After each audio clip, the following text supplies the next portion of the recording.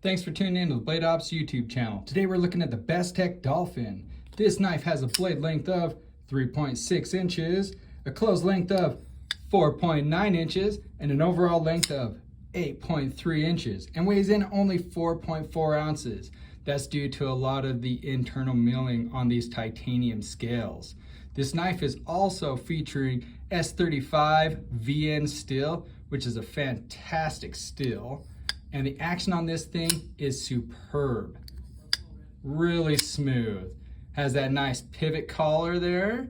But what really stands out to me is that anodization job on this knife. It is fantastic and it looks great. They also have some milling lines and patterns there in the scales that goes all the way up around. Has a nice titanium pocket clip with some good retention, as well as a place to put a lanyard. You can pick up your Bestech Dolphin at Blade Ops today.